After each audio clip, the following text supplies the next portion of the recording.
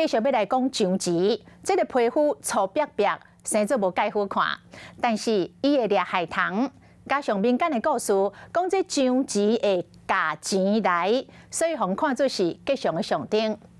不过台湾即摆有一种比本土的上集大骨也飞外来种海上集，对现有甲巴类的栖地甲生态造成冲击。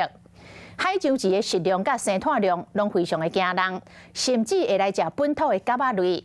有一阵保育志工为2021年开始，伫南投草屯掠海上集，3年来已经来移除着超过3万只海上集。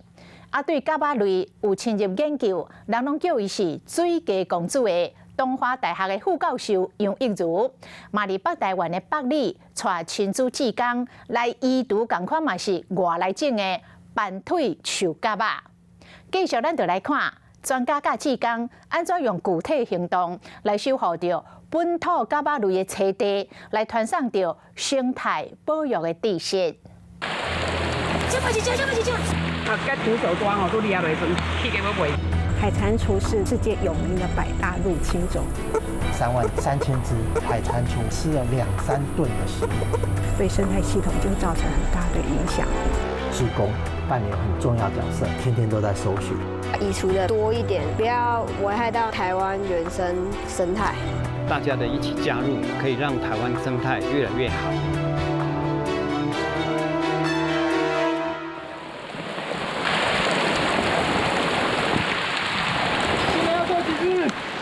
很多，抓狮子，没有抓到的人不要回去啊！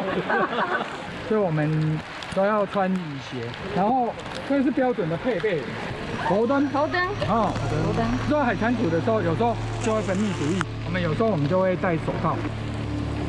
暗暝的山区单瑞果落雨，不过有一群人拢无咧惊，头顶挂咧雨满清咧，准备好就出发。这工因锁定的目标是100外的外来种之一海上集。林姐，这旁边溪边有发现过吗？这边哦，对啊，这边我也捌。哦，我拢伫草屯那边。哦，草屯那边，对。这边最近才开始的。所以平常你们就是这样子，拿行拿扯啊嘞。常常你们在抓青蛙的时候就看到水。对，现在每次来都有。就会讲到这边。人拢叫伊迷姐詹礼迷，是灭吉大作战的重要人物。2021年，伊伫咧南投草屯的餐园做实，发现体型真大的上集，就开始找专家、找资料，一步一步找答案。这边嘛就这样。所以抓到就把它先收起来，然后晚上要带回你家先收容，是吗？对。上等的雨若停的较济，但是像即马呢，伤大伊无爱出。这有可能来这阵时还未落雨。哦。伊要咧食，你食蜜蜂还未走。哦。嘿。紧张。紧张哦。那个时候你发现是觉得说没有看过这个东西的，老考对。对，是我是先问阮学校的老师。嘿。我问伊伊再给我问2次的。所以就发现说这个问题是要赶快来解决掉。掠这嘛注意啊！该徒手抓都掠落去，去给我喂。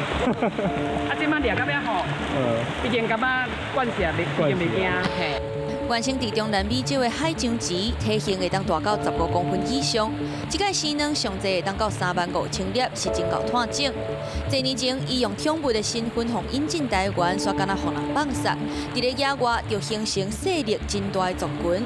本土的汤拖甲田蛤仔拢正做伊的礼物。林姐在哪边抓到的？迄啥水蜜桃叶。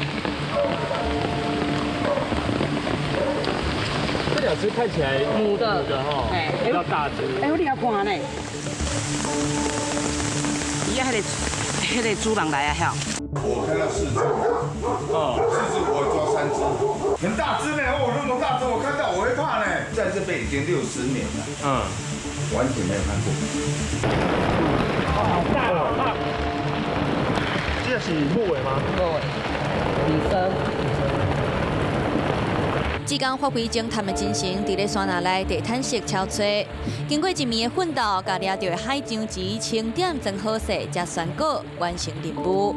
这收起来，等一下要啊，这个温刀，温刀，温刀，半入锅。你是希望说可以把它抓光光这样？灭鸡计划袂输是接力赛，这海象池刷落来全部予农业部生物多样性的研究团队打造。我是林春富，服务于我们生物多样性研究所。外来种其实也是我们研究的一个主题。大概就是稳缸场17公分嘛，成熟的个体大概15公分以上，大概就可以繁殖了。571克，大概肚子里面就有成熟的卵粒了。海蟾蜍最大的特征是它眼睛后面这里有一个毒线，是呈现三角形的，相对于台湾的其他2种蟾蜍是属于棒状的。专家详细记录性别、体型这的资讯，要推估因的族群情形，来拟定有效的控制对策。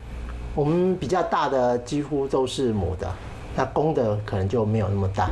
这只就是公的，因为公的将来要抱母的，所以它避免滑掉，所以它会有一个比较摩擦力比较高的地方，这个婚刺。这个婚刺大概在9公分左右开始出现。我们要了解它的族群量，在什么时候它是公母已经到达成熟了，可以生殖了，它什么时候都是小蛙、幼蛙、推估，但是它什么时候生的？这是海蟾蜍在稻田鸣叫的状况相较于其他声音，在稻田里算是非常明显。除了靠目睭来测，科学家嘛设计含子来抓，要提升移毒的效率。鸣声是吸引海蟾蜍的一个重要的信号那我们用录音带播放，所以用鸣声当做一个陷阱来捕抓，是我们最近常用的方式。移毒外来种敢是必要？为科学的角度来看，这是非做不可。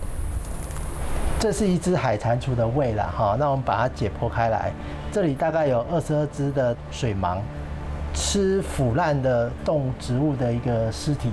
那当然，这个也可以消化一些农田的有机物啦。那海蟾蜍就发现这里有食物的来源，然后就会聚集来吃。现在抓到的海蟾蜍成体大概3000只，幼体大概3万只，总重量加起来大概有1吨多。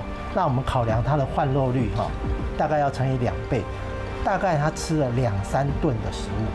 所以对于当地的一个昆虫相、生物相，一定会产生巨大的影响。海蟾蜍因为刚刚有提到毒线嘛，如果任意弃置在野外，它可能会吸引一些猫狗去挖掘，造成第2次的危害。所以通常我们会带回来，人道处理之后高温销毁。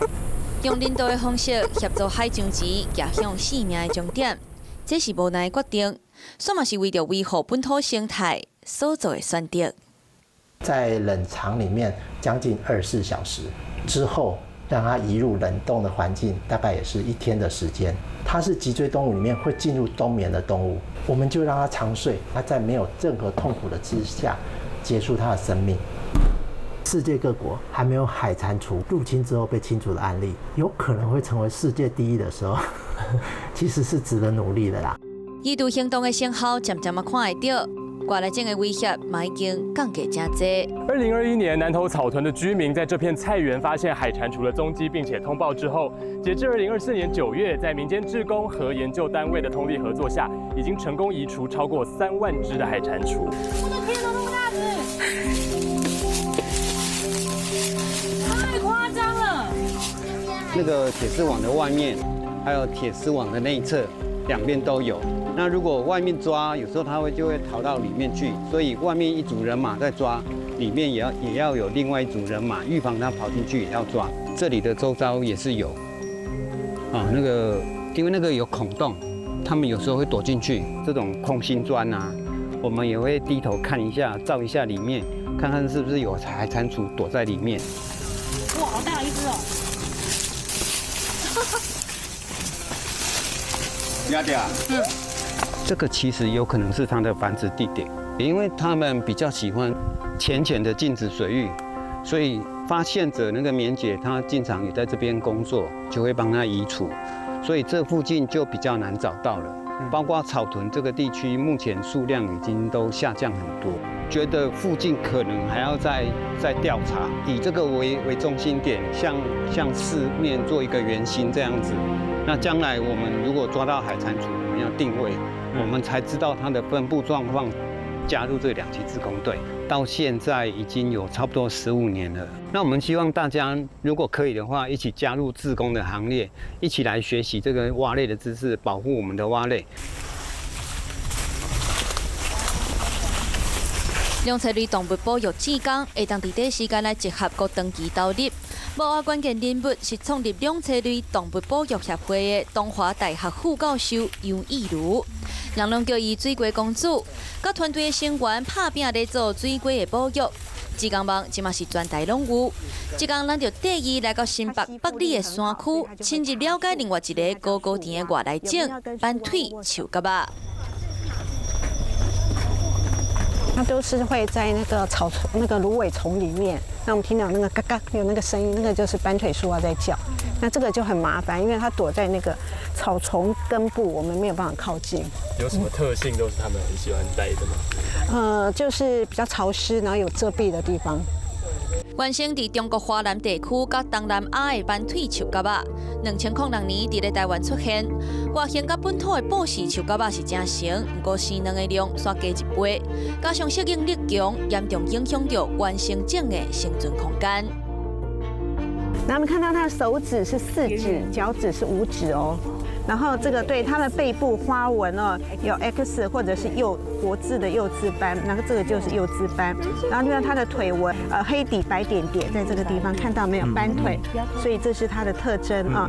这个地方你如果这边抠起来的话，这边是粗粗的。那如果是布氏树蛙就不会粗粗的，有哈。然后我们是2010年的时候接到通报，这边有外来种斑腿树蛙，我们这么一看就发觉哇，真的还蛮多的。然后这边有一些原生种，例如说贡德氏赤蛙、黑框蟾蜍，然后小雨蛙、泽蛙，还有中国树蟾。然后因为他们可能对原生种会有竞争排挤，所以我们就2011年就开始做移除控制。一个软块可能就有600到1000个卵粒这样子，一年可以繁殖5次啊，所以我们它的族群繁殖非常的快，所以我们也需要有很多人来协助，一起来移除。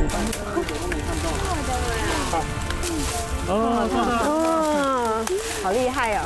谢谢，不错，厉害，厉害，小手，好。除了锁定树拿来走跳的形影，嘛要为也未成熟的卵甲倒龟仔开始，为源头提升防治效果。哦，有蝌蚪。那我们现在把它放了一些苦茶粉，是一种有机的资材，就比较不会造成对环境的一些影响。它们接触了以后就会溶解，然后蝌蚪没有办法呼吸，它就会浮起来，然后就会死掉了。是马上吗？很快哦。对，短腿没对啊，都是可以。哦，好棒好。它里面卵粒在里面，蝌蚪也在里面。那如果它是藏在那个树林里面，比较不容易接近，我们会撒16%的柠檬酸，啊，也是一种方式。这可以是外来吗？没有，这是原生种。亲自做伙参与这个行动，因伫咧山那内无范围的自然教室，学习生命教育这门课。黑框蟾蜍是台湾的原生种，小朋友看一下哦，它有黑指甲。黑色的指甲油，然后黑色的口红。农民其实很喜欢蟾蜍的，因为可以帮他们吃蚊虫、害虫。斑腿树蛙多的地方，蟾蜍也会变少，因为它们会有竞争的情况。可以直接把它放在这里。可以啊。好。踩。不要啦，它们也是生命啊，我们就让它自己比较自然的方式，尘归尘，土归土。可是不要踩，不要虐待它们啦。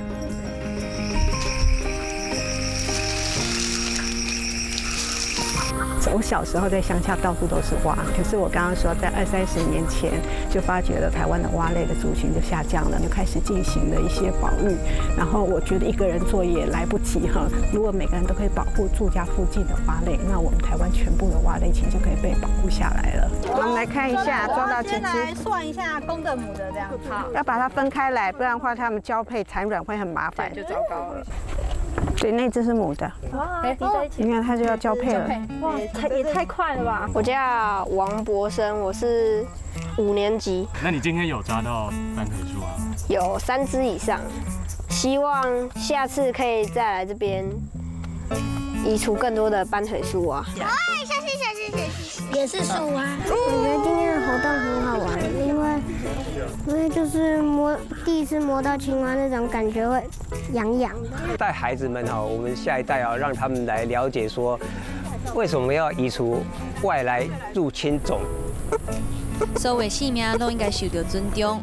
不过，人类不适当的行为所引发到在地生态危机，落尾大概就是牺牲动物无辜的生命。维护本土生物的生态地，尽力让因住伫应该住的所在，才是真正对这块土地家园负责任的做法。